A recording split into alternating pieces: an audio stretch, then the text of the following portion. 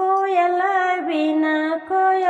बिना बगिया ना सोहे राजा।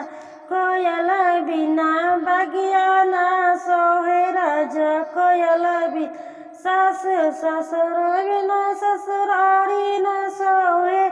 सास ससुर बिना ससुरारी न सोहे।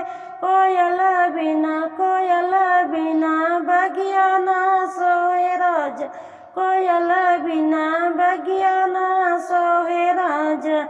देवरा बिना अंगना ना सोहे राजा। देवरा बिना अंगना ना सोहे राजा।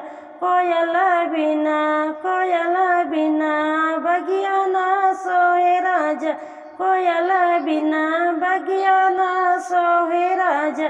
भैया भतीजा बिना नैहर न सोहे राजा। भैया भतीजा बिना नैहर न सोहे राजा।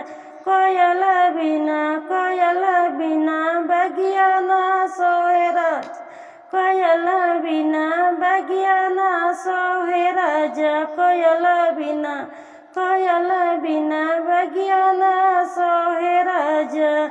ललन बिना गोदिया ना सोहे राजा। ललन बिना